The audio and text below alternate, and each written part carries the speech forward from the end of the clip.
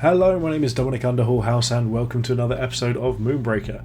In today's episode we're going to be looking at some of the updates that have happened to the experimental build and some of the things that may be coming to the main game in the future. So it's quite a cool bunch of changes here. We've got some really interesting interactions, some interesting changes to maps, and I'm looking forward to just sort of jumping in and finding out, what we've got. Don't worry about the interaction test. That will be hopefully coming later on in this video. If I can find someone to help me record that. If not, I'll save that for another time. But for now, I'm going to jump straight into some games. Because some of the things that have changed are actually not something you can see. And I've gone into matchmaking. I meant to go versus AI. That's a really good start. But yeah, some of the things you can see here aren't actually available until you're in the, say, in the in-game mode. Does that just put me in the PvP queue? Okay, let's try that again. Versus AI, play. Why is it matchmaking me in an AI queue? That's a new one. I know it did that in the very first version. It would start... Okay, it was just, I guess, a load time? Strange. But yeah, I know in the very first version you could go into one queue and accidentally end up in a different one, but what I want to look at here... Ooh, something just glowed up there. So I'm guessing that's a spawn point or an objective or something like that. I think I can see a little part of it there. So what I wanted to talk about is, at the moment, less so much the characters and more just some of the changes to the maps and the game function. Wow, ooh, okay. Interesting. So this is very much like a attacker-defender situation, but we get to choose any one of these three spots to start with.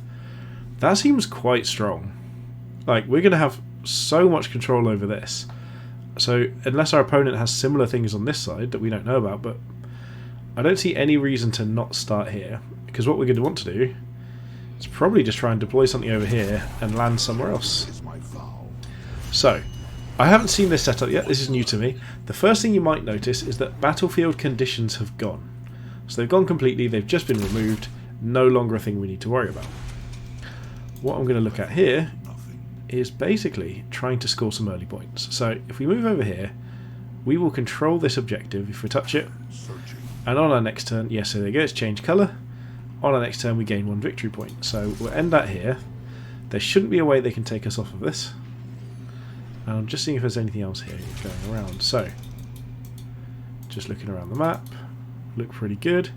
So what I am going to do though is just deploy something fairly tough like Beatrice. Interesting. I think I'm slightly out of range. Oh no, that looks like it could be in range. So let's just deploy Beatrice, who is tough as anything to deal with, onto that objective. And you'll notice we have gained a point in this new little victory point menu. So, or like, HUD thing. So there was a little number here before, but now we've got a little tooltip and 10 victory points to win the match. It tells you got 1 out of 10, shows your opponents. Much, much cleaner than it used to be. And I think in this situation I'm actually just going to move slightly further forward, because next turn I still want to be here. I want them to only be able to shoot me back onto it if they get shot off, and I might need to move over here as well. So they haven't got any. This is a very strange deployment, by the way, that they're basically assaulting us and we have to just, deal with it. So the next option is, how do I consider about getting something over here? Huh. Okay, so for some reason Beatrice can't move. Okay, that's an unusual one. So I seem to have found a bug. I'll have to report this, but yeah, Beatrice is now completely and utterly trapped in that spot, which is interesting to say the least. But what we want to do here is probably just find a way to avoid Zax being able to take us off these objectives, because we've got 3 here. Although, what I might want to do... I didn't put a couple of the units in the list. Well, let's just pop down a Maximus and a Stitchy for now. Pop them down. Let's pop Stitchy over here. He's got a bit of movement speed.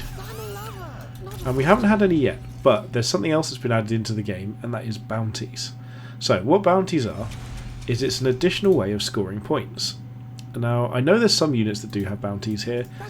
We're just going to move over here to try and get another victory point win. But, okay, I'm not quite sure what's going on with the AI either.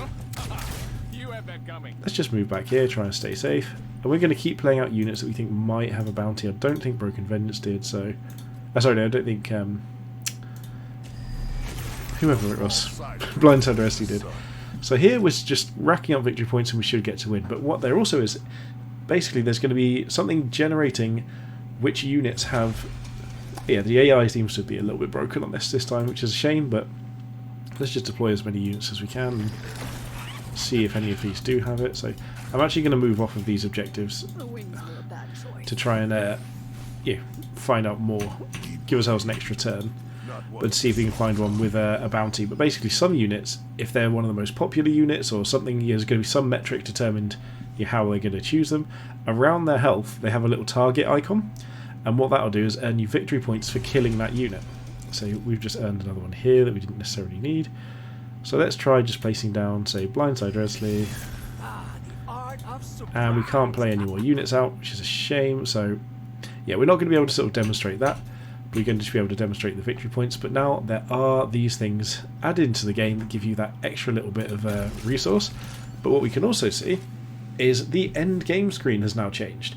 Now, I don't know if many of you saw, but there was actually a live stream from one of the devs who was actually creating the end game screen at the time. Okay, the AI is currently trying to decide what it does about the fact that they can't interact with our game plan, and we currently have Beatrice sat on a point that we can't currently move, so maybe they can't.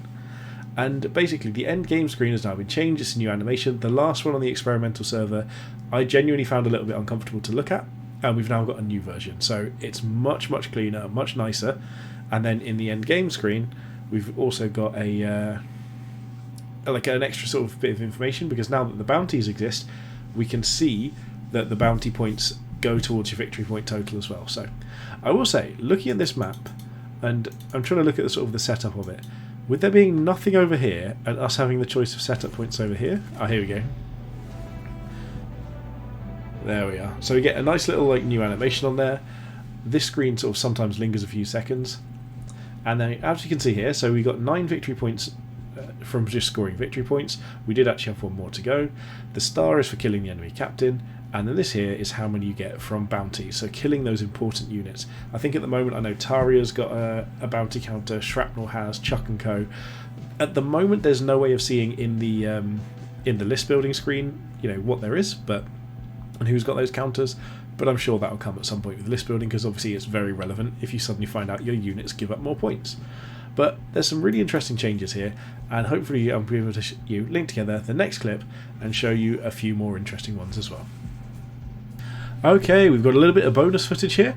So one of the things that we've noticed that the devs are talking about is adding interactive features to some of the maps, and I've just spotted a few of them also in a scenario that I wanted to test out and record and see how it worked as well. So I think this is actually quite a fun little thing to look at.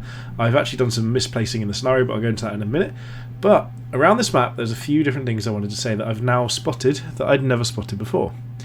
One of which being, a minute ago in this water here there was a fish, and I've never spotted... Here we go, it is, there it is. It's a biter from Subnautica. You can just see a little biter down there just under the surface, slightly obscured, which I really like as well. And that might have been there before, but it might not have been. I've just spotted that for the first time, but also there's a whole bunch of interactive map elements now. So nothing happens when you hover over it, but I just noticed a slight sort of difference in animation that just it just sort of stood out to me, and it was these orbs here, and now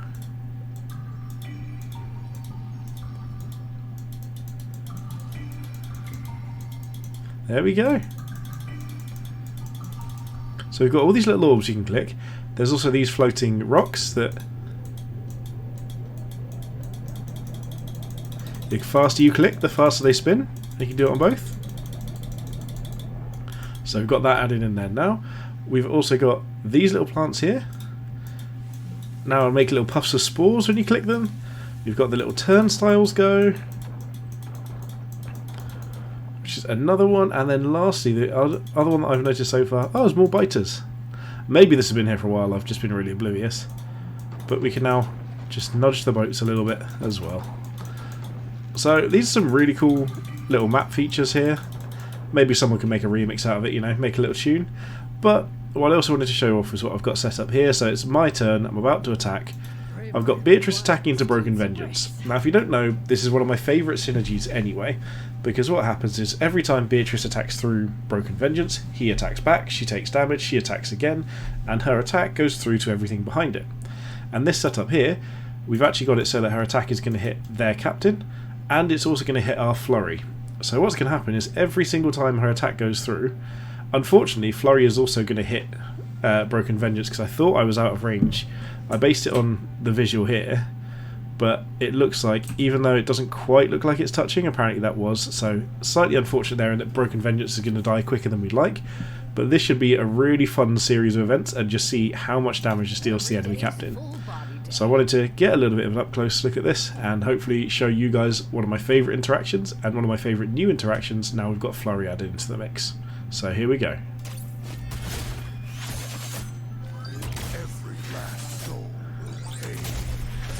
Oh, okay. So all of those trigger before Beatrice's next attack does. That's very interesting. So basically Beatrice's attack sets off a separate chain which then interacts. So had that not been in range, that would have worked as I wanted it to, whereas every time we hit Broken Vengeance, Flurry would have been there as well, and we'd have dealt 4 damage to Astra for every single hit we got on Broken Vengeance. If for some reason that Broken Vengeance was under, say, a defense dome or something like that, it would have been 1 damage, which would have meant that we could have taken 7 hits back on us, which meant we'd have dealt 8 hits back onto them, and dealing 8 hits onto them at 4 damage per time, given that it's going to be 2 from that and 2 from this. Maybe you could get a defense dome over that as well, it would work. I mean, there are ways that you could set up potentially just a lethal combo here. It does rely on your opponent having the right pieces, you having the right pieces, them all being in a perfect situation. But I believe there is a world in which you could actually set up a one-shot on the enemy captain using this synergy of units. And honestly, I think that's amazing.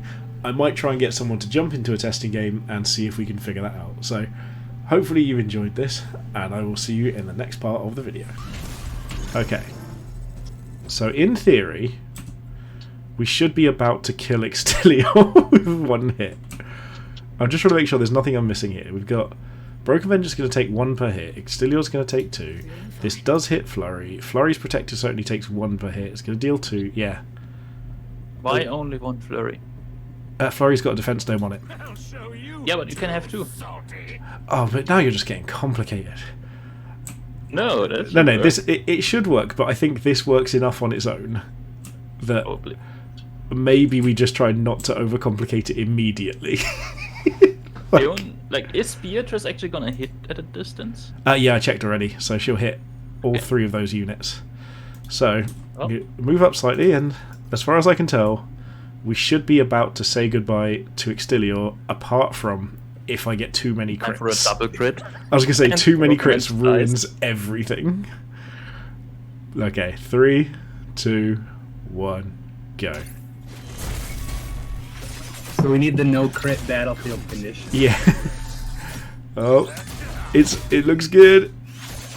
And what's nice is this interaction is actually like playing all the enemies. Yeah, it is. This honestly feels like a Rube Goldberg machine, or like...